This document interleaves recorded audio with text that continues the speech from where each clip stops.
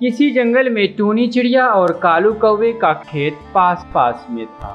उन्होंने इस बार अपने अपने खेत में तरबूज उगाए थे। टूनी चिड़िया अपने खेती का बहुत ख्याल रखती थी, क्योंकि अब तरबूज के बेल पर फूल लग गए थे, जो कुछ ही दिनों में तरबूज बनने वाले। टूनी चिड़िया कौवों के पास जाती है।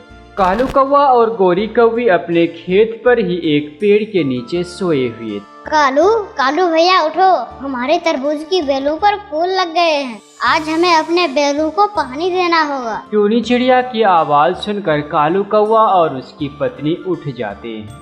चिड़िया, क्या सुबह सुबह चू चू लगा रखी है? सब ठीक तो है? गोरी बहन जल्दी चलें। अगर आज हम अपनी बेलों पर पानी ना दिया तो हमारे तरबूज मीठे नहीं होंगे। मेरी माँ कहा करती थी कि जब तरबूज की बेलों पर फूल आ जाए तो उन्हें हर रोज पानी देते हैं, तभी तरबूज मीठे होते हैं।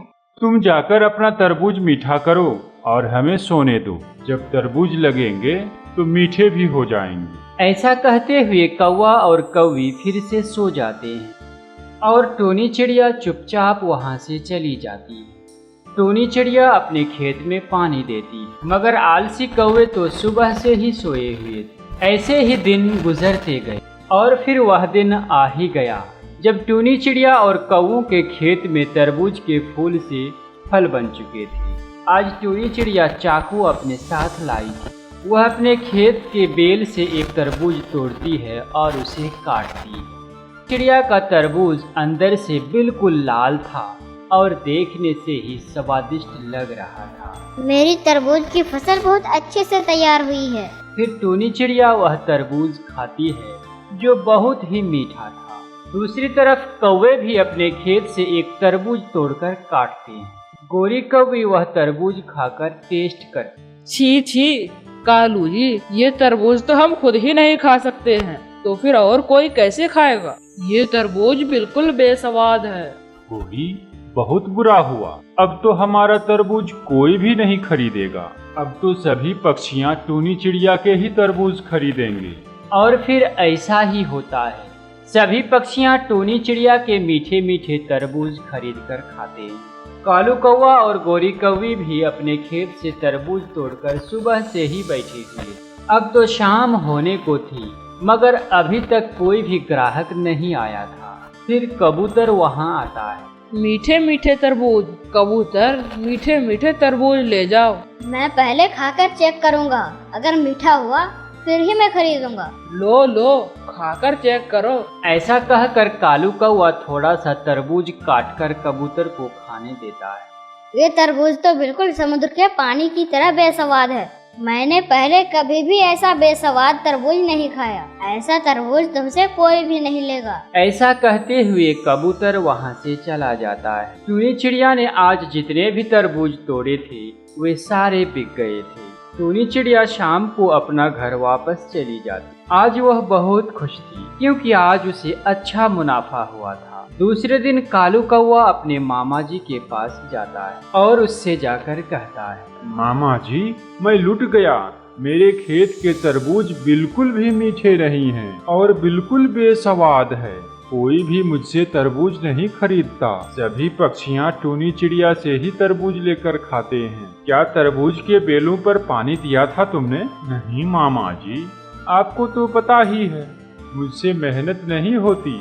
तुम भी अपने मामा जी की तरह ही। अब ये केमिकल लेकर जाओ और तुम हर तरबूज में एक एक बूंद डाल देना। इससे तुम्हारा तरबूज लाल भी हो जाएगा और मीठे भी हो जाएंगे। अपने मामा की ये बातें सुनकर कालू कौवा बहुत खुश हो जाता है और वह केमिकल का बोतल लेकर वहाँ से चला जाता है। अपने खेत में जाकर कालू कौवा अपनी पत्नी को सारी बातें बताता है। कालू, अब जल्दी जल्दी से एक एक बूंद डाल दो इन तरबूजों में, नहीं तो आज सभी पक्षी चिड़िया से ही तरबूज खरीद लेंगे। फिर कालू कौवा इंजेक्शन से उस केमिकल का एक एक बूंद सभी तरबूजों में डाल देता है। अब देखना गोरी, अब हमारे तरबूज भी टूनी चिड़िया के तरबूज की तरह बिल्कुल मीठे हो जाएंगे। फिर गोरी आवाज लगाती है, और तरबूज ले लो तरबूज, चिड़िया से कम दाम में मीठे मीठे तरबूज ले लो तरबूज। फिर मिट्ठू तोता आता है और कौओं से एक तरबूज लेकर खाता है। मिट्ठू, कैसा है हमारा तरबूज? बहुत मीठा, इतना मीठा कि मेरा गला भी मीठा हो गया। फिर मिट्ठू तोता अपना घर चला जाता है। घर जाकर मिट्ठू तोते के गले में दर्द शुरू हो जाता है। ये क्या हो गया? मेरा गला तो ठीक था। गोरी से तरबूज खाने के बाद मेरे गले में दर्द क्यों होने लगा है? मिट्ठू तोता सारी रात सो नहीं पाता और फिर दूसरे दिन मिट्ठू तोता बुलबुल के पास जाता है। ये दवा खाने से तुम ठीक हो जाओगे। तुमने जरूर कोई जहरीली चीज खाई होगी। मैंने कल गोरी से तरबूज लेकर खाया था, उसके बाद मेरे गले में दर्द शुरू हो गया। तो उन्होंने जरूर अपने तरबूजों में कोई न कोई केमिकल मिलाकर रखा होगा। मिट्ठू बहुत गुस्से में था। वह चिड़िया के पास जाता है और उससे जाकर सारी बातें बताता है। मिट्ठू, उन्होंने एक बार भी अपनी बेलों में पानी नहीं दिया था, इसलिए उनके तरबूज तो मीठे नहीं हैं। उन्होंने जरूर केमिकल वाला इंजेक्शन लगाया होगा अपने तरबूजों को। चलो चिड़िया, हम छुप कर देखते हैं, ऐसे तो वो सारे जंगल के पक्षियों को बीमार कर देंगे। कालू, आज एक नहीं 2-2 टीके लगा दो अपने तरबूजों को, इससे तरबूज और भी मीठे हो जाएंगे। अब देखो हमारे तरबूज चिड़िया से भी मीठे हो जाएंगे। ऐसा कहकर कालू कौवा अपने तरबूज में इंजेक्शन लगाने लगता है। टूनी चिड़िया और मिट्ठू तोता छुप छुप कर ये सब देख रहे। फिर वे चिड़िया और सभी पक्षियों को साथ लेकर वहाँ आ जाते हैं। केमिकल वाला इंजेक्शन लगा लगा कर तरबूज बेचते हो, हम अभी तुम्हें बताते हैं। ऐसा कहकर सभी पक्षियाँ मिलकर कालू कौवा और गोरी कौवी को मारने लग जाते हैं और मार मार कर उन्हें जंगल से निकाल देते हैं। दोस्तों, इस कहानी से हमें यह सीख मिलती है कि हमें कभी भी आलस नहीं करना चाहिए और ना ही किसी के सेहत से खेलने की कोशिश करना चाहिए। दोस्तों, वीडियो अच्छी लगी हो तो वीडियो को लाइक करें और इसी तरह की इंटरेस्टिंग बर्ड स्टोरी के लिए हमारे चैनल को सब्सक्राइब ज़रूर करें। धन्यवाद। और फिर जल्द ही वे सारी पक्षियाँ अपनी मंजिल पर पहुँच जाते हैं। ये जगह कितना सुंदर है। मेरे ख्याल से हमें कुछ दिन पहले ही यहाँ आ जाना चाहिए था। ऐसे ही हमने बर्फ में कुछ दिन जाया कर दिए। कितनी मुश्किल से गुजारे थे हमने वो दिन। हम कोई शौक से परावास नहीं करते। वो जंगल हमारे पूर्वजों का है और हमारा आखिरी ठिकाना वही है। ये तो बस चंद दिन हमें यहाँ गुजारना है और बस फिर अपने घर चले जाना है। उस जंगल में बाहर का मौसम था। हर तरफ फूल ही फूल और पेड़ों में फल लगे हुए थे। तमाम पक्षियां जी भर कर फल खाते और रात होते ही अपने अपने घोंसले पर चले जाते। ऐसे ही दिन और रात गुजरते गए। यहाँ के फल तो बहुत नरम है और हमारे जंगल के फल बहुत सख्त हैं। मुझे तो यहाँ बहुत मजा आ रहा है। क्या हम यहाँ हमेशा नहीं रह सकते? नहीं, यहाँ अभी बाहर का मौसम है और जब बाहर खत्म हो जाएगा तो यहाँ पर एक दिन भी गुजारना मुश्किल हो जाएगा। ऐसे ही समय गुजरता गया और फिर वापसी का समय आ गया। तमाम पक्षियाँ अपना पुराना घर जाने के लिए बहुत खुश थे। सभी बेचैन थे, लेकिन तोता खामोश होकर पेड़ पर बैठा हुआ था। तोते भैया, क्या बात है? हम जा रहे हैं और तुम खामोशी से क्यों बैठे हुए हो? सोनी बहन, मैं कुछ कहना चाहता हूँ। शायद आपको मेरी बात पसंद ना आए, लेकिन मैंने निर्णय ले लिया है। बताओ भी, क्या निर्णय लिया है तुमने? वो ये कि अब मैं इधर ही रहूंगा। मुझे नहीं जाना अपने पूर्वजों के घर में। ये क्या कह रहे हो तोते भैया? यहाँ का फल, यहाँ का फूल, यहाँ का मौसम, ये सब हमारे लिए अस्थायी है। हम इस मौसम के आदी नहीं है और ना ही हमेशा हम ये नरम नरम फल खा सकते हैं। आप ऐसा ना कहो और हमारे साथ चलो, लेकिन मुझे माफ करना, मैं ऐसा नहीं कर सकता। तमाम पक्षियाँ मिलकर तोते को समझाने की कोशिश करते हैं, लेकिन वह मान नहीं रहा था। अंत में सभी पक्षियाँ तोते को वही छोड़कर वापस चले जाते हैं। हमारे पूर्वज यहाँ भी तो रह सकते थे। इतने नरम नरम फल है यहाँ। अगर ये गलती हमारे पूर्वजों से हुई है तो इसका मतलब ये तो नहीं कि हम उसे सुधारे ही नहीं। यहाँ के फल कितने नरम है, जरा भी मेहनत नहीं करना पड़ता है, सब कुछ बहुत आसानी से मिल जाता है। ऐसे ही दिन गुजरते गए। बहुत दिनों से कामकाज ना करने और नरम नरम फल खाने के कारण तोता बहुत नाजुक हो चुका था। ये सारे नरम नरम फल तो खत्म हो गए हैं। चलो कोई बात नहीं, फिर से कोई मिर्च या अमरूद ढूंढ लेता हूँ। और फिर जैसे ही वह मिर्च ढूंढकर उसे खाने की कोशिश करता है, पर वह उस मिर्च को तोड़ नहीं सकता और वह हैरान रह जाता है उसने बहुत कोशिश की पर वह मिर्च को तोड़ ना सका। मुझमें तो अब बिल्कुल ही ताकत नहीं रही।